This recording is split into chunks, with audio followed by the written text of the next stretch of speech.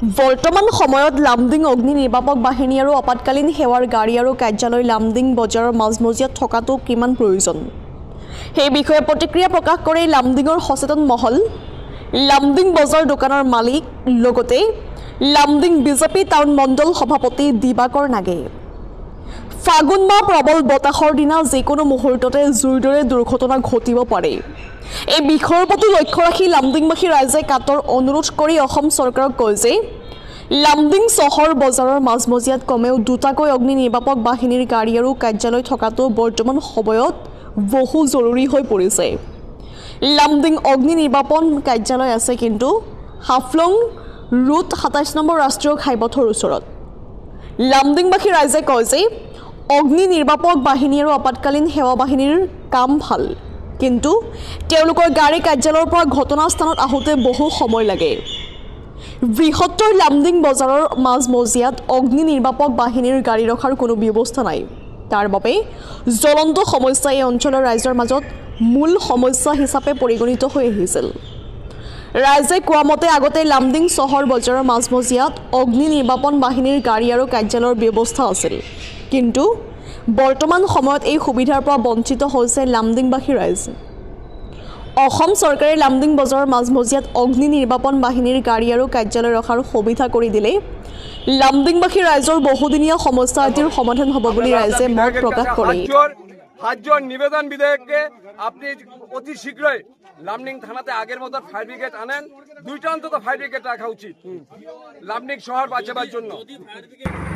যে আমার লামডিং টাউনত আগতে ফায়ার ব্রিগেডটো ওচৰত আছিলে তেতিয়া আমাৰ মানে যেতিয়া কোনো এটা দুৰ্ঘটনা ঘটি যায় তেতিয়া কি হয় আমাৰ ফায়াৰ ব্ৰিগেডটো ওচৰতে থাকে তেতিয়া আমাৰ আহোঁতে টাইমটো কম লাগে এতিয়া কি হ'ল এতিয়া হাফলং ৰোডত ফায়াৰ ব্ৰিগেডটো অফিচটো গ'ল তেতিয়া কি হ'ল ফোন কৰাৰ পিছত আহোঁতে অলপমান টাইম লাগি যায় তো টাইম লাগাতে কি হয় সব মানে আপোনাৰ যদি দুৰ্ঘটনা হয় ভগৱান নকৰক এনেকৈ দুৰ্ঘটনা ঘটে যদি কোনো স্থানত এনেকুৱা দুৰ্ঘটনা হয় গ্ৰাম অঞ্চলত হওক টাউনত হওক এনেকুৱা ঘটনা ঘটিলে যে ফায়াৰ ব্ৰিগেডটো ওচৰত থাকিলে কি হয় মানে আহোঁতে টাইমটো কম লাগে তেতিয়া আমাৰ মানে প্ৰপাৰ্টিবিলাক অকণমান মানে বাচি যায় তো মানে সকলৰ সুবিধাৰ্থে মই এইটোও ক'ব বিচাৰোঁ যে চৰকাৰৰ কাছে এটাই অনুৰোধ যে যদি ফায়াৰ ব্ৰিগেডটো আমাৰ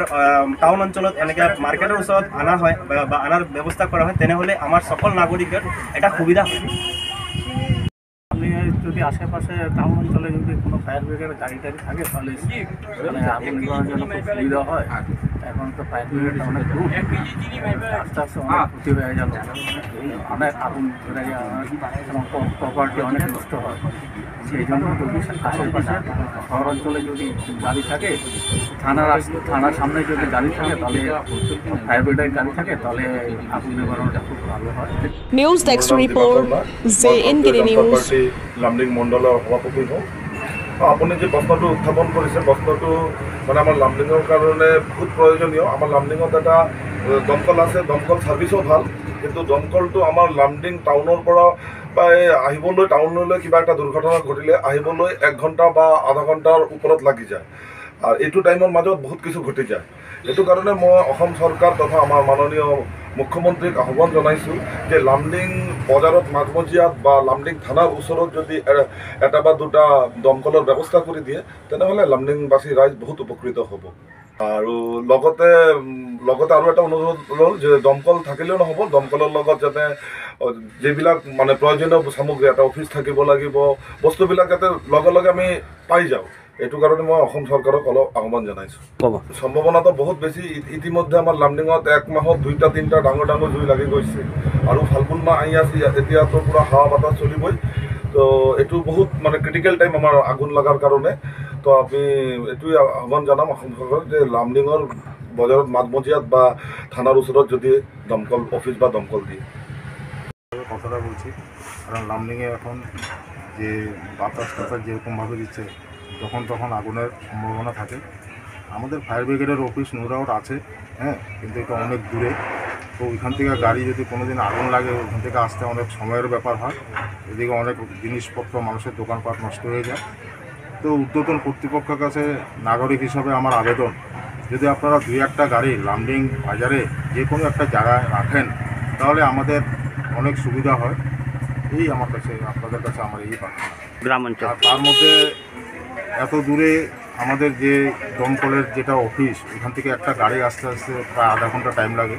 এই আধা ঘন্টা টাইমের মধ্যে কিছুদিন আগে বাজারেও আগুন লেগেছিলো, অনেক ক্ষতি হয়েছে। হ্যাঁ, তারপরে এই জন্য বাজার এলাকা বা যদি আমাদের অফিসটা হয় তাহলে আমাদের যে কোনো দিন যদি আগে আগুন লাগে, এটা হলো উপরের ব্যাপার, তাহলে আমাদের দোকানপাট বা আশেপাশের যেটা ঘরবাড়ি আছে, গরিব মানুষের ঘরবাড়ি অনেক বেঁচে যাবে।